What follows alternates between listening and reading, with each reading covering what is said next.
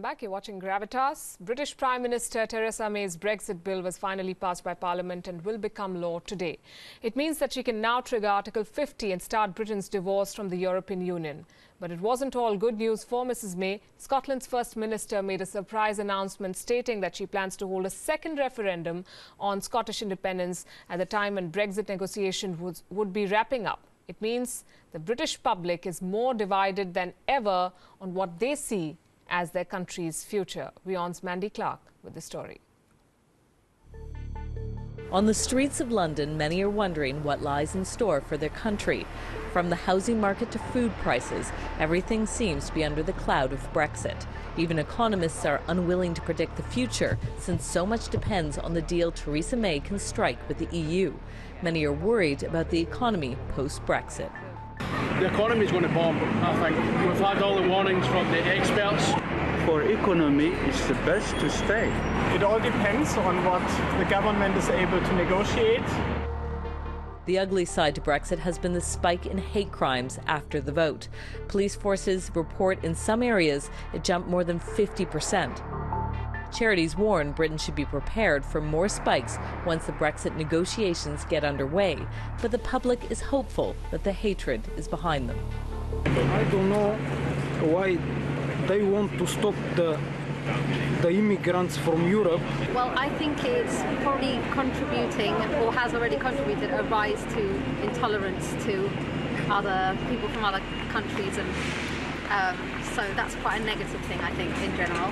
I'm more the optimist. Everything will be fine eventually.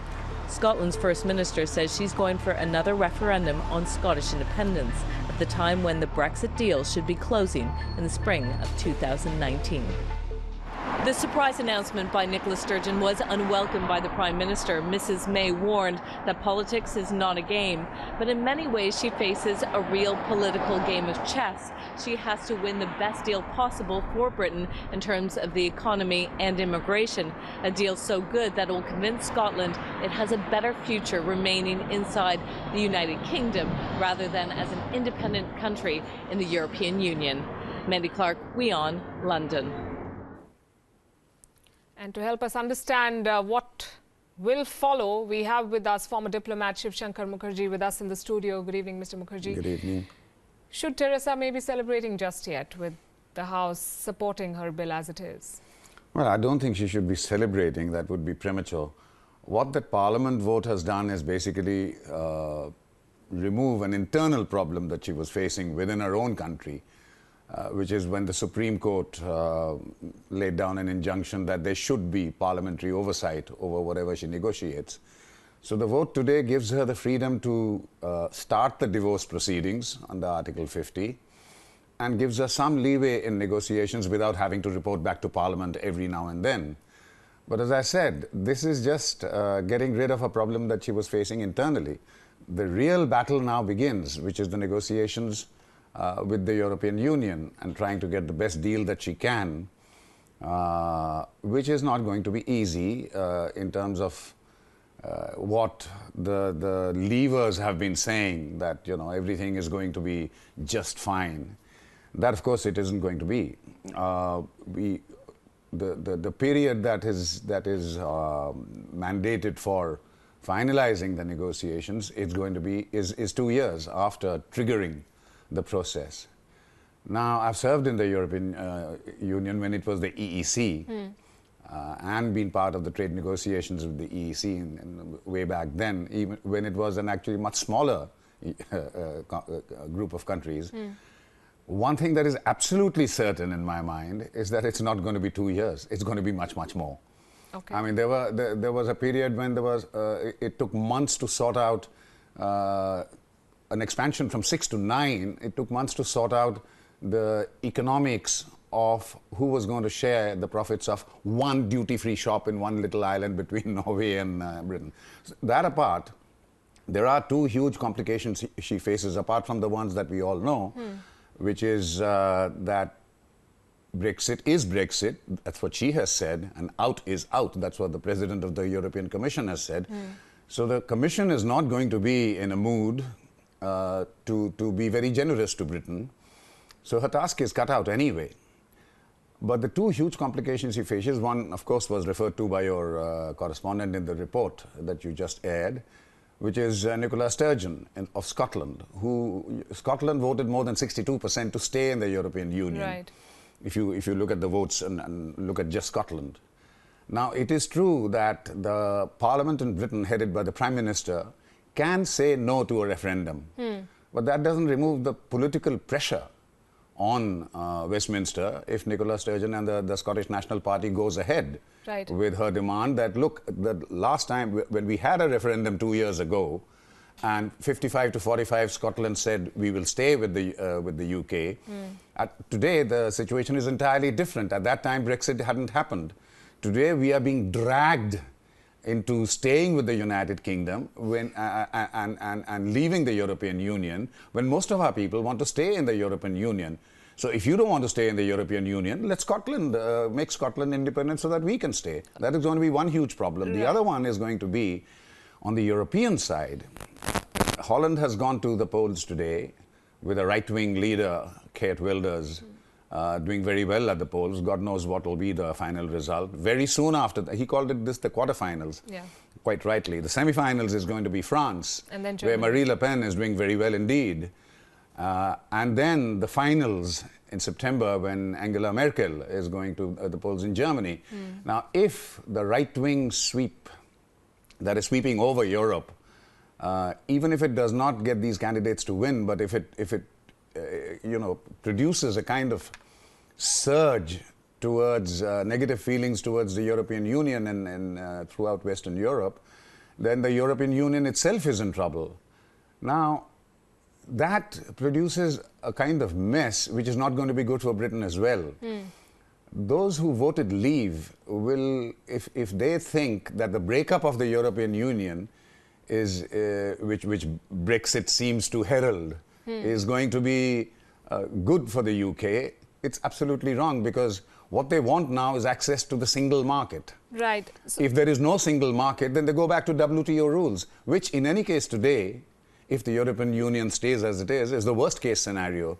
So I see a little difficult times. Certainly the IMF has predicted a fall of about 0.5% in the economy, and yet another 0.5% the year after next. Right. The pound has fallen. The pound has fallen, which makes imports more expensive. Jittery.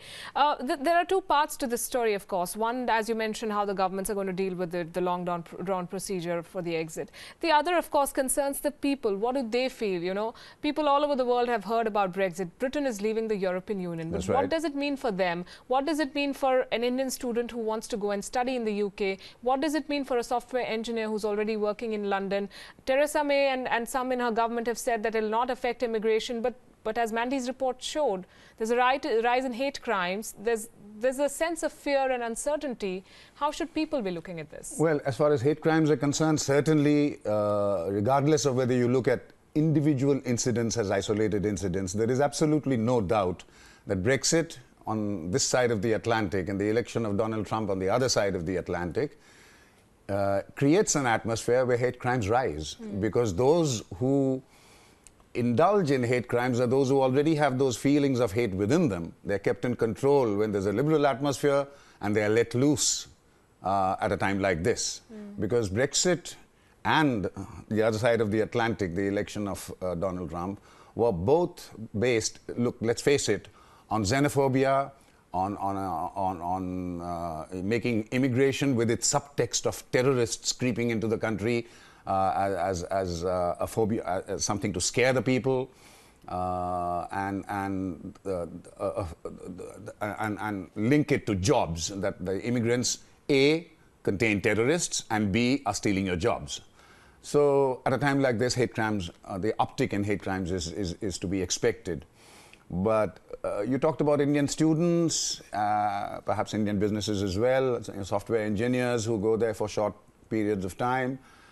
Now look, that in any case is going to be tough in the future. When Theresa May came here and did a lot of sweet talking about how she was looking forward to a bilateral free trade agreement with India post-Brexit, she didn't give 1 inch on immigration.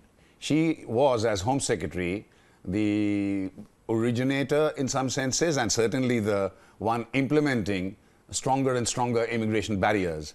So students going to the UK from India, software engineers on professional assignments to the UK from India, are going to face problems regardless of Brexit. Because that is the mood and what the British government sees is required politically in Britain.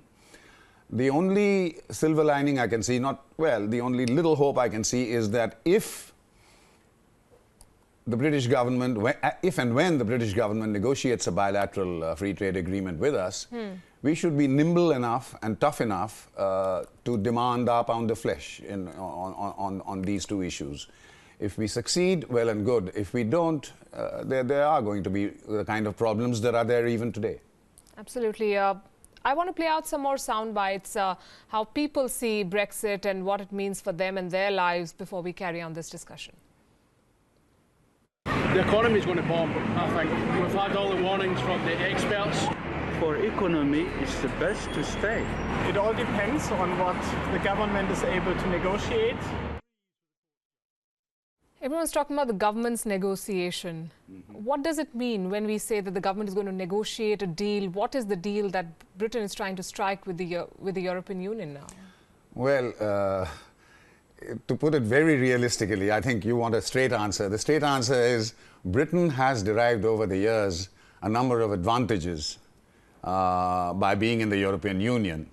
What Britain wants now is to leave the European Union for various internal political compulsions and yet retain all those advantages. European Union has made it very clear that's not going to happen. They want to leave the European Court of Justice and apply their own laws. They want to leave the customs union, but they want total access to the single market, and they want movement in goods and services without the movement of people. The European Union has flatly said no, especially to the last one. Right. That the movement of goods, the four pillars of the European Union were the free movement of goods, services, capital and people, labor. Now, the European Union has made it very clear to Britain at various levels that you can't be cherry picking.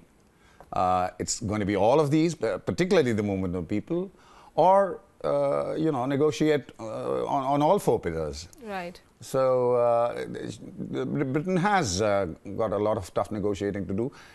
I don't think the European Union, when wisdom will dawn, is going to really try and punish Britain as an intransigent country that wants to leave this union, which was a dream that came to fruition after the Second World War. But certainly there are no mood to give, to allow Britain to be in a position where, having left the European Union, they get all the advantages of being in the European Union, because that may set off a domino effect elsewhere, particularly with the right-wing sweep that the extreme right-wing sort of winds that are blowing across Europe. As we discussed, Nexit is something they're talking about, the exit of the Netherlands. You mentioned the European Court of Justice. We have a story from there before we continue this. In a decision that will reignite, some say, the debate on integrating Muslim immigrants in the European society, the top EU court has ruled that employers can ban workers from wearing religious symbols like the hijab. The European Court of Justice was hearing the case of a receptionist fired for wearing a headscarf to work in Belgium. Austria and the German state of Bavaria have recently announced bans on full-face veils in public spaces. François Fillon, France's conservative presidential candidate, hailed this ruling as a quote-unquote immense relief that would contribute to social peace, as he put it. Critics say this ruling could shut many Muslim women out of the workforce, and the court has worsened rising hate crime by sending a message that faith communities are no longer welcome.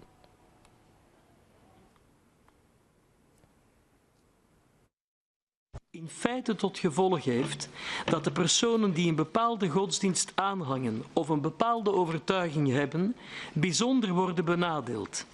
Tenzij die verplichting objectief wordt gerechtvaardigd door een legitiem doel, zoals het nastreven door de werkgever in de relaties met zijn klanten van een beleid van politieke, filosofische en religieuze neutraliteit, en de middelen om dat doel te bereiken passend en noodzakelijk zijn, hetgeen de verwijzende rechter dient na te gaan. we are still debating on whether people should be allowed to wear a kippah or a headscarf or a turban is a really bad symbol, is a really bad indication of how far we have gone on the populist route in Europe. So no wonder Europe is in danger today if the nature, if the level of our debate is the extent of your dress code and the way you symbolize your religion, rather than addressing the real issues of our time.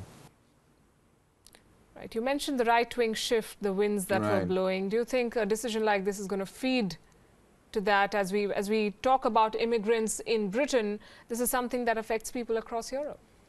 Well, absolutely. I mean, you know, the politics of identity and therefore the hatred that is bred out of the politics of identity is very much a reality in today's world. Ethnicity and the politics of identity is at the root of, you know, internal disturbances as well as potentially even national conflicts.